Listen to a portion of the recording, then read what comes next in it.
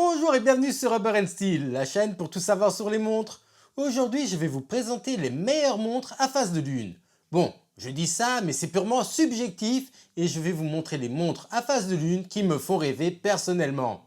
Ceci étant dit, on va pouvoir rentrer au cœur de l'horlogerie.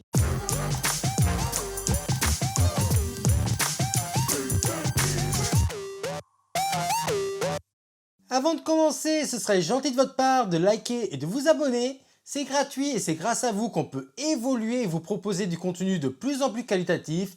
Et en plus, il y a de gros changements prévus pour le futur de la chaîne, donc ce serait dommage de rater ça. Alors abonnez-vous. On va y aller crescendo et la première montre pour moi qui est vraiment magnifique et super sous-cotée, c'est la Rolex Cellini à phase de lune.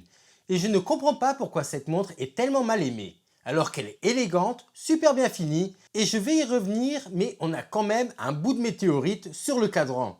Côté spécificité, on a un boîtier en or rose de 39 mm de diamètre, un cadran blanc simple avec des aiguilles en or rose. Au milieu de ces aiguilles, on va retrouver une aiguille bleue qui est celle de la date périphérique, et à 6 heures, ce qui nous intéresse aujourd'hui, la phase de lune, qui du coup va avoir une lune qui va être matérialisée par de la météorite. Et en plus, Rolex est connu pour avoir de magnifiques météorites. Bon, je sais, c'est un tout petit bout de météorite, mais moi ça me rendrait super content juste d'avoir ce petit bout de météorite, tellement l'espace m'intrigue et me passionne. Du côté du prix de la montre, ça pique un peu, avec une montre qui est affichée à 25 600 €. On reste dans du classique, mais on va faire un tour du côté d'une marque de laquelle on ne parle pas assez, puisque c'est du côté d'Ulysse Nardin qu'on va aller jeter un coup d'œil. Et le modèle qui nous intéresse aujourd'hui, c'est cette torpilleur Moonface. Cette montre est quand même bien différente de la Rolex, étant donné les chiffres romains et l'indicateur de réserve de marche qui se trouve à 12 heures.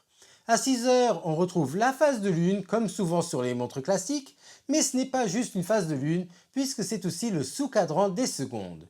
Sinon, la montre a un diamètre de 42 mm et est limitée à 300 exemplaires, ce qui est toujours très appréciable, puisqu'au moins on sait que quasiment personne n'a la même montre que nous. Pour finir, on a une réserve de marche de 60 heures et la montre coûte seulement 11 000 €, ce qui n'est vraiment pas cher à mes yeux quand on garde en tête que c'est une édition limitée de chez Ulysse Nardin. Maintenant, on va avoir deux montres entre le classique et le sport. La première va être le A. Lange & Söhne Lange One Tourbillon calendrier perpétuel. Et cette montre est complètement folle et c'est une marque que je trouve incomparable. Déjà quand je vois ce cadran asymétrique, je le trouve tout simplement sublime. Et ensuite quand on regarde toutes les complications de la montre, on ne peut que rester bouche bée. Elle affiche l'heure sur le plus grand des sous-cadrans. Ensuite on va avoir une grande date à 11 heures. Le jour va être affiché grâce à l'aiguille qui se trouve à gauche. Et le mois va être indiqué par la petite flèche se trouvant à 6 heures. Donc on va avoir un cercle périphérique avec les mois qui va tourner autour du cadran, sans oublier que sur cette petite flèche se trouvant à 6 heures, on va encore avoir un tout petit guichet qui va nous indiquer quand on se trouve dans une année bissextile.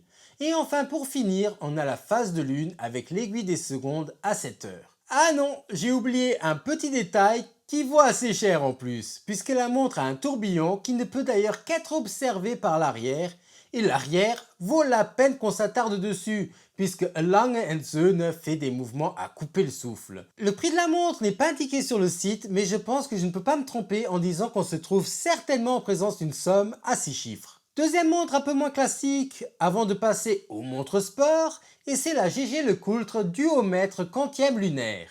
On se trouve encore et toujours en présence d'un cadran un peu plus spécial, avec deux parties squelettées sur la partie basse du cadran, heure à droite et phase de lune à gauche, phase de lune qui cette fois-ci va aussi servir de sous-cadran indiquant la date, et à 6 heures on va retrouver une seconde foudroyante qui va donc permettre dans ce cas d'espèce de voir le temps à la 6e de seconde près. Diamètre de la montre 40,5 mm, prix de la montre avec son boîtier en or blanc 57 500 €. Dans les montres sport, on ne va pas se voiler la face, mais on va parler de la Holy Trinity au complet, avec la Vacheron Constantin Overseas quantième perpétuel ultra plate squelette, la Patek Philippe 5712 1R et pour finir ma préférée, la Audemars Piguet Royal Oak calendrier perpétuel en céramique noire. Toutes les trois sont des montres exceptionnelles et par exemple, elles font moins de 10 mm d'épaisseur alors que deux d'entre elles sont très compliquées et la plus fine, c'est la Vacheron Constantin avec ses 8,1 mm d'épaisseur seulement.